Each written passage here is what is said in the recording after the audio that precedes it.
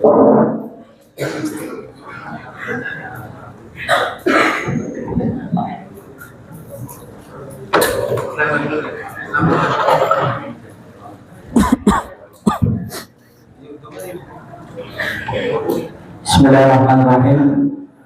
Assalamualaikum warahmatullahi wabarakatuh.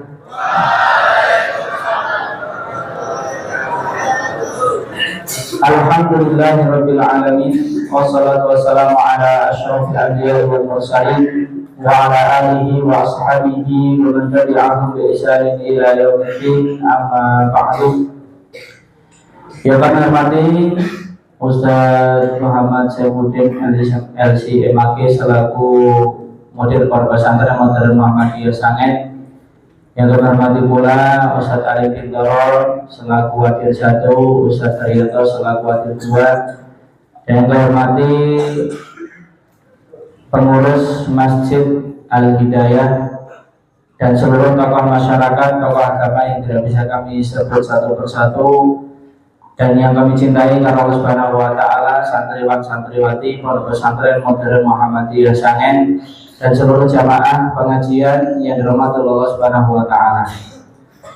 Alhamdulillah pada kesempatan pagi hari ini Allah kembali menghidupkan kita, dan alhamdulillah Allah memberikan kita hidayah untuk melakukan amal kebaikan di sisa umur yang Allah berikan kepada kita.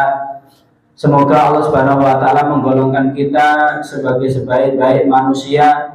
Disabdakan oleh Rasulullah sallallahu alaihi wasallam, khairun nas man tala umruhu wa hasuna amaluhu. Sebaik-baik manusia adalah yang umurnya panjang dan baik amalnya.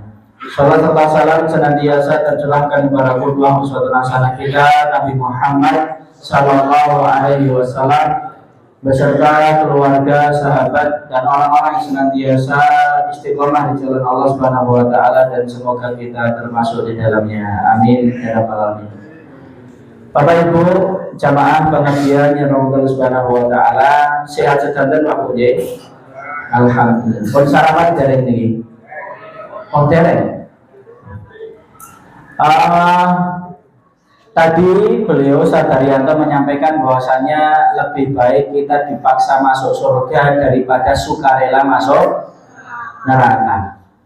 Pada kesempatan pagi hari ini kita akan membahas bagaimana cara kita memaksa diri kita untuk masuk surga. Disampaikan oleh Rasulullah Shallallahu Alaihi Wasallam bahwa su'ila an Rasulillah Shallallahu Alaihi Wasallam an aksari ma yadkhilun nasal jannah. Rasulullah SAW pernah ditanya apa yang dapat memasukkan seseorang ke dalam surga. Maka beliau kemudian menjawab, faqala taqwallahi wa husnul khuluq. Jadi kuncinya itu ternyata cuma dua untuk masuk surga: bertakwa kepada Allah Subhanahu wa taala dan berakhlak baik kepada sesama manusia. Berarti nek cuma melakukan dua hal itu ringan atau ringan? Ya. Rasulullah SAW itu memang diberikan keistimewaan jawami'ul kalim. Jadi beliau itu ngomongnya sedikit tapi maknanya banyak. Kebalikan dengan mayoritas kita, banyak ngomong nggak ada isinya. Ya, bahkan kebanyakan paling cuma ngerosoni tonggone karo koncone. Banyak ngomong, nghabiskan tenaga, nghabiskan waktu, nghabiskan abad napas, tapi nggak ada maknanya sama sekali. Rasulullah cukup mengatakan ketika ditanya yang kebanyakan menjadikan manusia itu masuk surga apa? Dia cuma jawab dua. Taqwa Allah wa husnul khuluq. Bertakwa kepada Allah dan berakhlak baik kepada sesama manusia. Kemudian dilanjutkan wa su'ila an aksari ma yadkhulun nasan nara. Apa yang menjadikan kebanyakan manusia itu masuk neraka? Maka beliau menjawab al-famu wal farju. Mulut dan kemaluan. Jadi jamaah Allah Subhanahu wa taala, pagi hari ini kita akan fokus membahas tentang apa? Memaksa diri untuk memasuki surganya Allah Subhanahu wa Ta'ala dengan 2 poin ini. Ternyata kalau kita mau bedah perihal tentang takwa dan berakhlak mulia kepada sesama, ini pembahasannya sangat panjang dan banyak sekali. Maka kita bahas di mana Allah Subhanahu wa Ta'ala. Yang pertama kita akan membahas poin takwa. Allah sudah mengingatkan kepada kita dalam Quran surat Ali Imran ayat 102. A'udzubillahi minasyaitonirrajim. Ya ayyuhalladzina amanu taqullah. Wahai orang-orang yang beriman. Jadi kalau ada ayat bunyinya itu ya ayyuhalladzina amanu, yang disebut orang yang beriman, kita yang merasa beriman harus kemudian membuka telinga lebar-lebar. Karena kalimat ini ada 2, ya ayyuhalladzina amanu, ada ya ayyuhan nas. Nah, ya ayyuhan nas untuk umum seluruh manusia baik iman ataupun kafir. Tapi kalau ya ayyuhalladzina amanu, kita harus betul-betul menghadirkan telinga dan hati kita. Ittaqullah, bertakwalah kalian kepada Allah Subhanahu wa Ta'ala. Haqqa tuqatih, sudah diperintahkan bertakwa, Allah memberikan tekanan lagi dengan sebenar-benar takwa. Jadi tidak boleh main-main kita dalam bertakwa kepada Allah Subhanahu wa Ta'ala. Karena ketakwaan kepada Allah bukan sebuah permainan, tapi sungguh-sungguh sebenar-benar takwa. Wala tamutunna, dan jangan sekali-kali kalian mati illa kecuali wa antum muslimun, antum dalam keadaan muslim. Jamaah yang rahmat Allah Subhanahu wa Ta'ala, berbicara soal takwa, maka di dalam ayat ini Ali Imran ayat 102, Ibnu Mas'ud radhiyallahu anhu, beliau menafsirkan makna dari haqqa tuqatih, makna dari sungguh-sungguh bertakwa kepada Allah itu ada 3. Yang pertama adalah ayyuta'a wa la yu'sa. Allah itu ditaati dan tidak dimaksiati. Ya. Jadi taat itu barengannya tidak maksiat. Ini poin yang pertama. Nanti akan kita bahas secara rinci.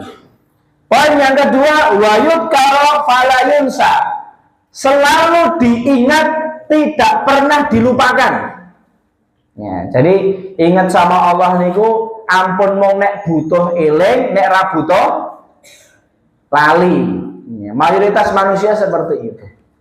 Kemudian yang ketiga kata Ibnu Mas'ud, wa ayyuskara fala yukfara, disyukuri segala nikmat yang datang dari Allah tanpa dikufuri. Nanti kita akan bahas. Maka makna takwa menurut Ibnu Mas'ud di dalam ayat ini sebenar-benar takwa haqqa tuqatih ada 3. Yang pertama ayyuta'a fala yu'sa, ditaati tidak dimaksiati. Yang kedua ayyukara fala yunsa, diingat tidak pernah dilupa. Yang ketiga ayyuskara fala yukfara, disyukuri nikmatnya dan jangan diingkari atau dikufuri. Jamaah Allah Subhanahu wa Ta'ala, poin takwa ada 3, kita akan bahas yang pertama. Ayyuta'a fala yu'sa, mentaati Allah tanpa kita bermaksiat kepada Allah Subhanahu wa Ta'ala. Disampaikan ada sebuah perkataan, al-ilmu bila amalin kasyajaratin bila samarin. Ilmu yang sudah kita dapat sejak kita kecil, kita sudah dikatakan bahwasanya siapa sesembahan kita yang berhak disembah, satu-satunya hanya Allah Subhanahu wa Ta'ala. Ilmunya sudah punya. Tapi kalau orang yang punya ilmu tadi tidak mengamalkan ilmunya, tidak mau menyembah Allah Subhanahu wa Ta'ala, maka kasyajaratin bila samarin, ilmunya tidak bermanfaat, sebagaimana pohon tidak ada buahnya. Ya, cuma ilmu-ilmu doang. Kemudian disampaikan oleh Allah Subhanahu wa Ta'ala, faman kana yarju liqa'a rabbih, barang siapa yang berkehendak bertemu dengan Allah besok di surganya Allah Subhanahu wa Ta'ala, di mana hijab penutup antara hamba dan Allah itu, yang menutupi Allah itu ditutup, maka besok di surga akan dibuka. Kita dilihatkan bagaimana wujud Allah Subhanahu wa Ta'ala. Faman kana yarju liqa'a rabbih falyamal amalan sholihan. Hendaknya mengerjakan amal soleh, bukan sebatas punya ilmu banyak, tapi mengamalkan ilmunya. Dan ini sesuatu yang sangat berat. Wala yusyrik bi ibadati rabbih ahada, dan jangan sekali-kali menyekutukan Allah Subhanahu wa taala. Jamaah yang dirahmati Allah Subhanahu wa taala, ini ada satu mindset yang harus kita rubah. Saya mau tanya kepada jamaah semuanya, termasuk santri-santri ini. Sholat itu bikin kita sehat atau capek? Berarti kalau sholat tambah lama tambah? Berarti kalau tambah sehat tambah senang atau sedih? Alhamdulillah. Mayoritas orang kalau sholat, apalagi sholat taraweh yang jumlahnya 11 rakaat, imamnya baca ayatnya panjang-panjang, biasanya mayoritasnya grundel. Di dalam hati itu mangkel, iki sholat kok rampung. Kemarin sholat gerhana di masjid, di masjid betul nih. Oh, di musola. Berapa lama? Setengah jam biasanya ya, kalau sholat gerhana, karena membaca Al-Fatihah dan ayat 4 kali. Ya. Jamaah Allah Subhanahu wa taala. Ya. Jamaah Allah Subhanahu wa taala, maka Allah sampaikan dalam surat Al-Muzammil. Allah Subhanahu wa taala berfirman di ayat yang kelima dan keenam. Allah memberikan nasihat kepada Nabi Muhammad, inna sanulki alaika qaulan sakila. Hai Muhammad, sesungguhnya akan kami turunkan kepadamu perkataan yang sangat berat bagimu. Maksudnya adalah Al-Quran. Berat untuk apa? Berat untuk diamalkan dan didakwahkan, mengajak kepada orang lain. Ini capek sekali beliau dakwahnya. Maka disampaikan di ayat yang ke-6, inna nasyi'atal laili hiya asyaddu wat'aw wa aqwamu qila. Sungguh bangun malam itu lebih kuat atau mengisi jiwa, dan bacaan di waktu itu lebih berkesan. Di ayat yang ke-7 Allah berfirman, innalaka fin nahari sabahan tawila. Sesungguhnya pada siang hari engkau sangat sibuk dengan urusan-urusan yang panjang. Ini poin Bapak Ibu, di mana disampaikan kepada kita bahwa Rasulullah diberikan amanah yang berat dengan Al-Quran. Di siang harinya beliau urusannya panjang, capek, banyak, sebagaimana kita. Ya, maka obatnya kata Allah Subhanahu wa taala, dari rasa capek, dari rasa berat segala urusan dunia ini adalah apa? Inna nasyi'atal laili, bangun malam. Untuk apa?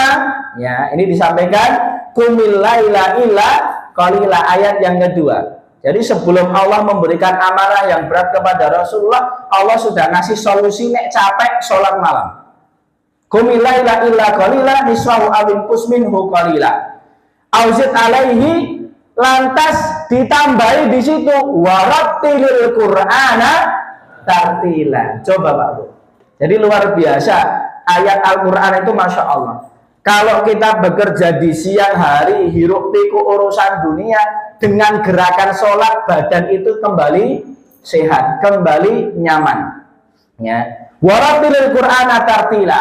Dengan membaca Al-Quran, ruh kita, hati kita akan menjadi tenang, obat dari segala kegelisahan. Maka sholat itu bukan menjadi beban hidup, akan tetapi menjadi solusi dari badan dan pikiran kita yang capek dengan segala urusan dunia. Ya, nanti kita bisa lihat Bapak Ibu, yang pertama, ya, gerakan sholat itu banyak manfaatnya, sudah banyak penelitian.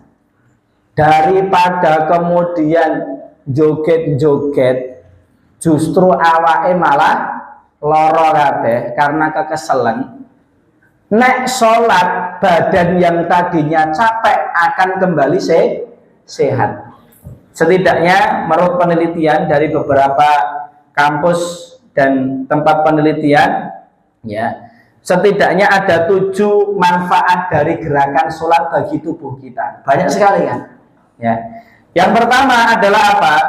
Memperlancar peredaran darah. Padahal darah itu nek sampai nyumbat, apalagi di otak, maka orang tersebut akan terkena penyakit stroke. Coba, sholat itu luar biasa, memperlancar peredaran darah.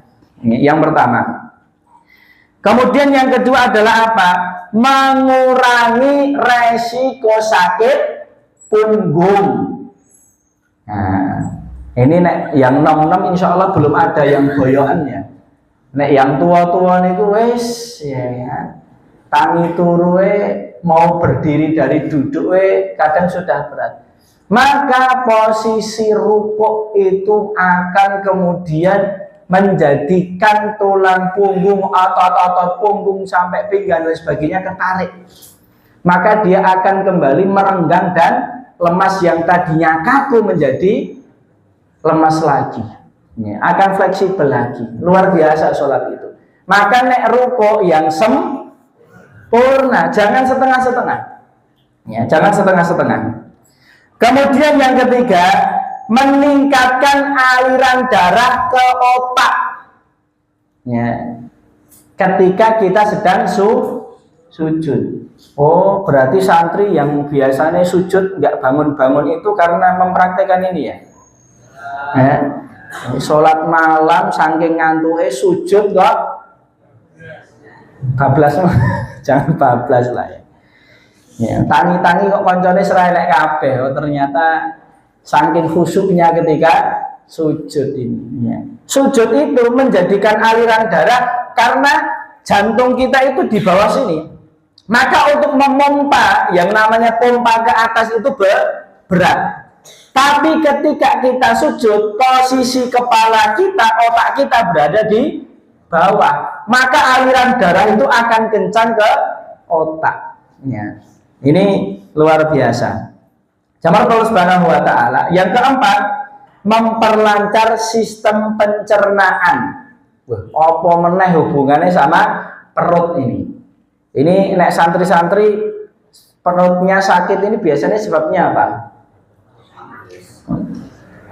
Lapar katanya tadi. Apa-apa kok ngelih. Coba Allah Subhanahu wa taala, gerakan bangun dari ruku dan duduk di antara dua sujud melibatkan perut dan organ pencernaan lainnya. Ketika melakukan gerakan ini, organ pada sistem pencernaan akan mengalami kontraksi dan relaksasi sehingga kerjanya menjadi lancar. Luar biasa ya. Berdiri dari sujud, berdiri dari rukuk dan duduk di antara dua sujud. Itu memperlancar pencernaan. Ya, maka sholat itu obat dari segala penyakit. Kemudian yang kelima, merelaksasi otot leher dan kepala. Ya, bagi kepalanya, lehernya yang kemudian salah bantal, jangan takut untuk sholat. Kenapa? Karena segala gerakan itu berbasis kepada leher, ya, termasuk sujud dan lain sebagainya. Keenam, menjaga keseimbangan tubuh. Ya, otomatis karena gerakan sholat dari bangun, rukuk, kemudian sujud, bangun lagi, itu memperkuat otot kaki. Sehingga apa? Orang yang terbiasa melatih otot kakinya untuk gerak-gerak seperti itu, secara otomatis keseimbangan tubuhnya akan terjaga. Jadi ini, kalau sudah 30 tahun ke atas, ya, karena saya sadar diri sudah 30 tahun ini, jadi sudah mulai apa yang harus disiapkan untuk masa tua. Ya, ternyata investasi terbaik di masa tua adalah kaki, bukan uang, tapi apa? Kaki. Mayoritas keluhan orang tua urusan kaki. Dan kalau kakinya sudah bermasalah akan semakin parah sakitnya. Karena jadi nggak bisa gerak, badannya semakin melemah, lama-lama bed rest, ya semakin menyusahkan diri. Maka investasi terbaik di masa tua adalah kaki. Perbanyak gerakan kaki yang menguatkan otot kaki. Ya, ini kita buka di banyak ilmu kesehatan, banyak gerakan yang bisa menguatkan otot kaki. Dan yang terakhir, hikmah dari sholat adalah apa? Meningkatkan kecerdasan. Kenapa? Karena ketika sujud tadi darah itu lancar ke otak, jadi sirkulasi peredaran darah di otak jadi baik, dan itu akan meningkatkan kecerdasan, hafalan, konsentrasi dan lain sebagainya. Jamaah Allah Subhanahu wa taala, ini yang pertama ketika kita melakukan gerakan sholat. Lantas dengan bacaan Al-Qur'annya hati menjadi tenang. Di mana disampaikan oleh Allah Subhanahu wa taala, ala bidzikrillah tatmainnul qulub. Dengan mengingat Allah hati akan menjadi tenang. Ngeten Bu Pak, diri kita itu ada dua. Satu jasad kita yang memang asalnya itu tanah, tanah itu asalnya dari bumi. Yang kedua, ruh kita atau nyawa kita. Nyawa kita asalnya mana? Langit. Kita di dunia ini, ruh ini cuma merantau.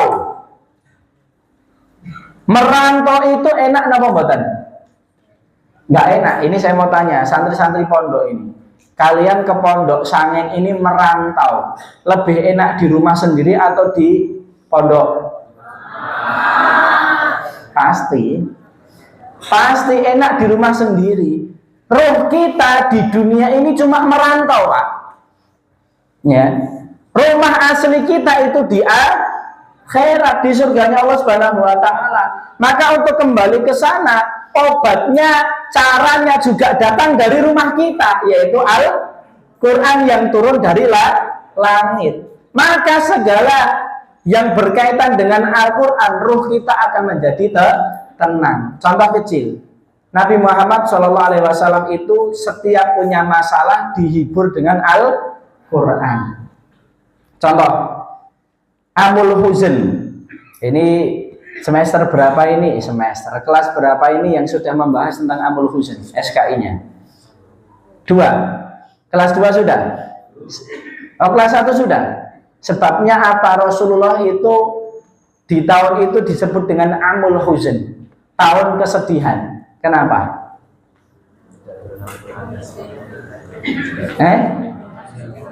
Yang pertama, karena istri tercintanya meninggal dunia, Khadijah radhiyallahu anha. Di mana ketika Rasulullah punya masalah besar di luar rumah, nek masuk rumah, buka pintu, lihat wajah Khadijah, masalahnya langsung hilang. Lali sama masalahnya. Ini bapak-bapak nek pulang kerja capek-capek, punya masalah banyak, sampai rumah buka pintu, ero bojone, niki masalahnya rampung nopo tambah masalah. Ya, memang kualitas Khadijah itu beda.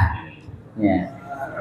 Saya kemarin ngisi kajian, Pak, di daerah Sukoharjo, khusus untuk bapak-bapak. Saya tanya kepada mereka, Pak, nopo? Kalau kemudian jenengan itu ada kesempatan dolan piknik main, pilih main sama teman atau main sama istrinya? Nek teng mriki pilih main sama teman atau istrinya, Pak? Ya kanca. Padha jawabane kali sing teng Sukoharjo niki. Kemudian saya tanya, "Lah kenapa? Lah jenenge wong dolan ki meh refresh saka masalah kok malah dolan masalahnya digowo." Oh, ndone ngoten iki, Pak. Astagfirullahaladzim. Ya. Ini mindset yang salah. Ya.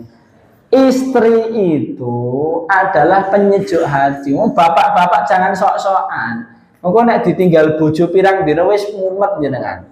Sing masake sapa, sing ngumbahke sapa, sing ngurusi anak sapa, ya kan. Jangan dikira. Ya. Maka jawab Allah Subhanahu wa taala, kita semua punya masalahnya masing-masing. Maka obatnya adalah Al-Quran dari hati kita. Kita akan lanjutkan jamaah Allah Subhanahu wa taala. Jadi kita harus punya mindset taat kepada Allah, yang paling wajib sholat 5 waktu dan membaca Al-Quran. Ini adalah solusi dari capeknya diri kita terhadap segala urusan dunia. Badan jadi sehat, hati jadi tenang. Ini luar biasa. Nanti silahkan dipraktekkan. Nah, ada yang sholat kok awake malah loro, berarti jenengan gerakannya sing salah. Nah, enek wong sholat kok atine malah anyel, berarti atine jenengan sing salah. Ya. Soalnya pengine imame mocone gur kul ngono ta. Gitu, pengennya dan cepat rampung, dinikmati.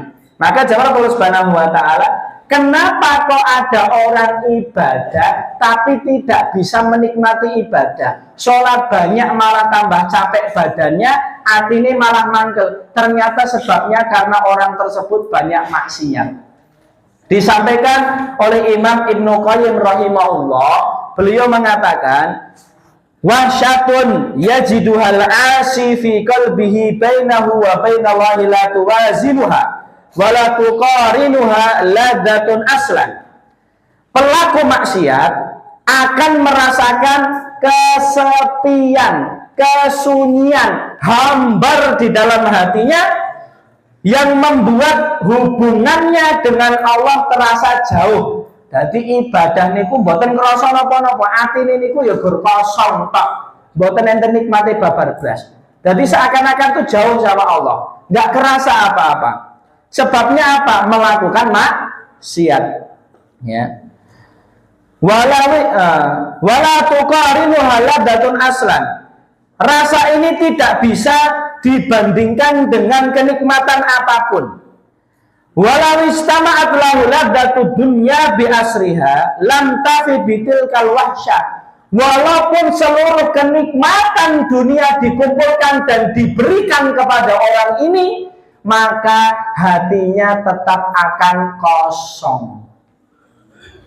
Pernah Bapak Ibu, jamaah, teman-teman semuanya, santri semuanya, kok hidup itu hati ini terasa kosong, bingung, ngapa-ngapa, nggak ada nikmatnya sama sekali. Ternyata ini sebabnya adalah maksiat. Kemudian disampaikan ada seorang yang bertanya kepada seorang ulama tentang bagaimana rasa kosong itu ketika ibadah menghantui. Maka ulama itu mengatakan, idza kunta qad au hasab tadzunubu fada'ha ila syi'ta wasta'nis. Walaysa 'alal qalbi amarun min wahsati dzanbi wa 'ala dzanbi fallahul musta'an. Jika dosa-dosa membuat hatimu merasa sepi, maka tinggalkanlah dosa itu kapanpun engkau mampu. Maka ketentraman akan kembali hadir dalam dirimu. Tak ada yang lebih menyakitkan bagi hati selainkan kehampaan, kekosongan yang muncul akibat terus-menerus terjerumus dalam dosa. Jadi nggak enak, duit akeh, hampa, badan sehat, hampa, dan lain sebagainya. Ini sebab dari kemaksiatan. Kemudian yang kedua, ya, wayud karo falayunsa. Ketaatan yang kedua, ketakwaan adalah apa? Kita selalu ingat kepada Allah dimanapun dan kapanpun kita berada. Dan ini tingkatan tertinggi seorang muslim. Tingkatan tertinggi seorang muslim adalah ihsan. Pengertian ihsan, anta'budallaha ka'annaka tarahu fa illam takun tarahu fa innahu yaraka. Engkau beribadah kepada Allah seakan-akan engkau melihatnya. Jika engkau tidak melihatnya, sesungguhnya Allah melihatmu. Jadi Allah itu selalu melihat kita. Kita ingat Allah itu selalu mengawasi diri kita. Maka ketika seseorang itu merasa diawasi oleh Allah, ingat Allah dimanapun dan kapanpun dia berada, dia akan terjaga. Bahkan Rasulullah SAW mengajarkan doa kepada kita, Allahumma a'inni ala zikrika wa syukrika wa husni ibadatika. Ya Allah, bantulah aku untuk selalu mengingatmu. Ya, nek orang itu sudah tidak ingat Allah, akibatnya adalah apa? Allah lupa kepada dirinya dan dia lupa kepada diri sendiri. Disampaikan oleh Quran surat Al-Hasyr ayat ke-19.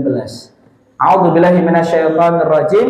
Wala takunu, dan jangan sekali-kali kalian menjadi kalladzina nasullah, orang-orang yang lupa kepada Allah.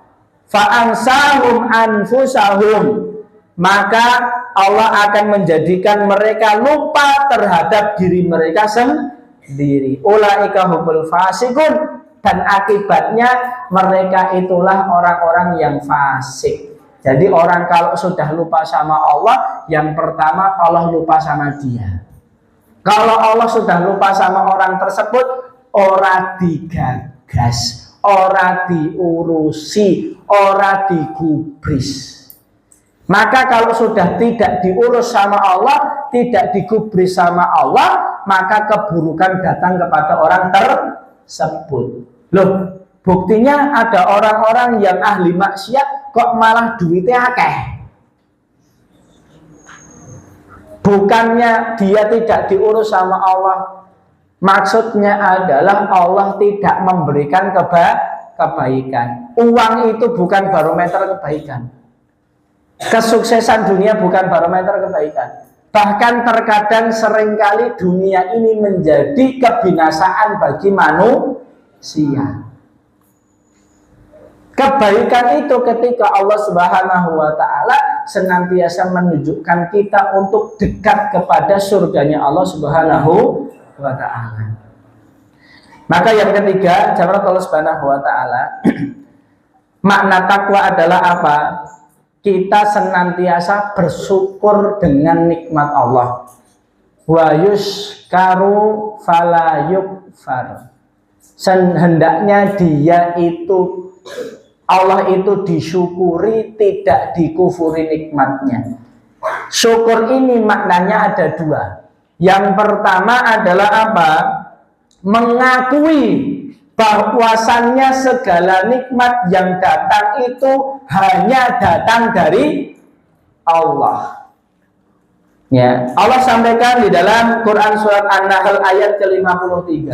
Allah Subhanahu wa Ta'ala berfirman, "Wa ma bikum min nikmatin," dan segala nikmat yang ada pada dirimu famin Allah, maka datangnya hanya dari Allah. Summa idza masakumuddur fa ilaihi taj'arun.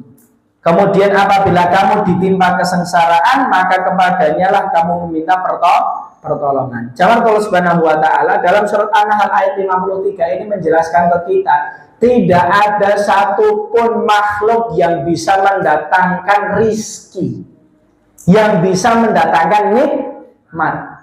Kalau ada orang-orang yang kemudian meminta kepada selain Allah untuk dilancarkan rizkinya, datang ke seorang dukun untuk dilancarkan usahanya, maka Allah Subhanahu wa Ta'ala berfirman,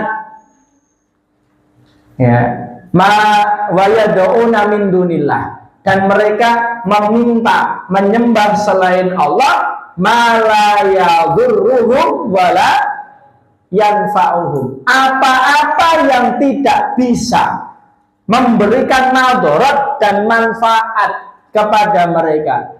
Wa yaqulun, kalau mereka itu diingatkan, jangan menyembah selain Allah, jangan menyembah kuburan, jangan meminta kepada dukun, jangan kemudian jangan dan jangan. Bahkan dukun ini ada yang kemudian istilahnya dukun putih. Nek pengen lancar mas, apa? Iki enek tulisan ayat kursi, lipeten lebokno neng jero dompet misalnya, menjadi nopo jimat. Maka ini nggak bisa. Seakan-akan baik, jangan Allah Subhanahu wa Ta'ala. Wa yaqulun, nek mereka itu diingatkan, jangan seperti itu. Ya, jangan minta kepada selain Allah. Maka mereka akan mengatakan, haula'i syufa'auna indallah. Mereka itu yang kami sembah, yang kami mintai tolong, kami nggak nyembah mereka, tapi mereka hanya menjadi penolong bagi kami di sisi Allah. Itu alasan mereka. Orang-orang soleh yang sudah meninggal, ini mereka kan sekarang di sisi Allah. Maka nek kita minta tolong sama mereka untuk apa? Mengatakan kepada Allah. Itu kata mereka. Plus apa yang dikatakan Allah di dalam Al-Quran. Di dalam ayat yang lain Allah berfirman, mereka akan mengatakan liyuqarribuna ilallah, supaya mendekatkan kami kepada Allah Subhanahu wa ta'ala. Dan Allah sudah mengatakan la yanfa'uhum, tidak bisa memberikan manfaat. Ini yang ngomong Allah. Maka nek minta sesuatu, minta langsung kepada siapa? Allah. Allah itu Maha mendengar. Kalaupun kita mau minta tolong kepada selain Allah, nggak boleh. Nek kita minta didoakan sama manusia yang masih hidup itu boleh. Karena orang tersebut pun doanya langsung kepada siapa? Allah Subhanahu wa ta'ala. Cara Allah Subhanahu wa ta'ala, yang pertama, syukur itu kita mengakui segala nikmat datang dari Allah. Tidak ada hal lain yang bisa menjadikan nikmat itu datang kecuali dari Allah Subhanahu wa ta'ala. Yang kedua adalah apa?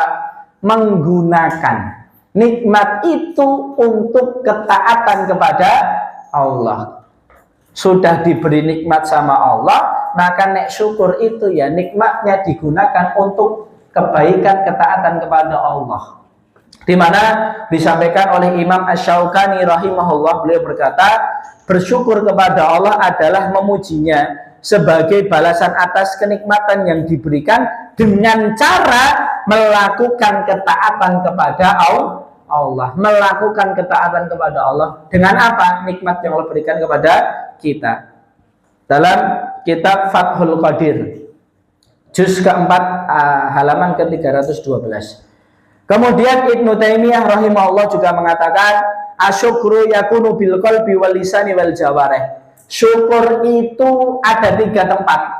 Dengan hati, dengan lisan, dengan anggota badan. Enggak cukup cuma lisan toh alhamdulillah. Bar niku dinggo maksiat. Itu enggak bisa.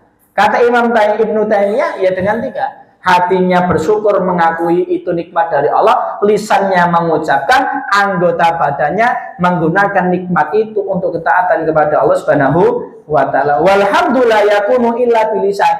Bersyukur tidak cukup hanya dengan lisan.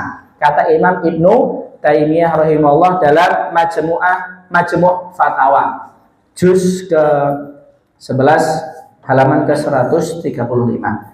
Dan yang terakhir jamaah Allah Subhanahu wa ta'ala, ya. Setelah tadi kunci ketakwaan masuk surga yang pertama adalah ketakwaan, dan takwa itu ada 3. 1, mentaati Allah tanpa maksiat. Yang kedua, mengingat Allah dan tidak pernah lupa. Yang ketiga, bersyukur dan tidak pernah mengkufuri nikmat Allah. Kalau orang itu kufur dari nikmat Allah, la in syakartum la azidannakum wa la in kafartum inna adabi lasyadid.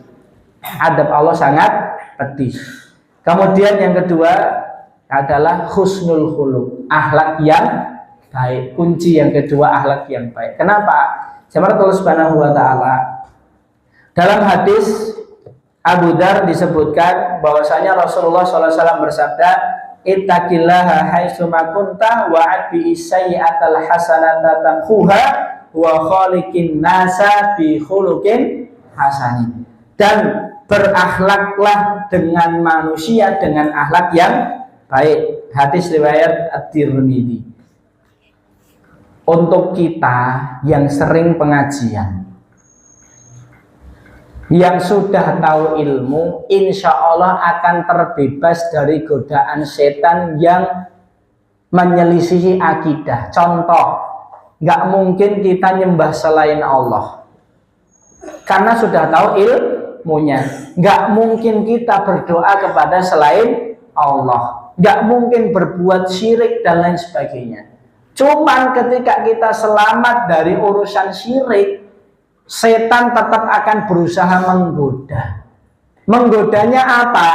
Karena kita itu nyembah Allah, mengesahkan Allah, ibadah sama Allah, berarti hal ini setan nggak bisa goda, setan nggak putus asa. Bahkan setan sudah berjanji kepada Allah Subhanahu wa taala, ya. Qala fa bima aqwaitani la aqudanna lahum siratal mustaqim. Aku akan sungguh menggoda mereka dari jalanmu yang lurus. Summa la'atiyannahum min baini aydihim wa min khalfihim wa an aymanihim wa an syama'ilihim wa la tajidu aktsarahum syakirin.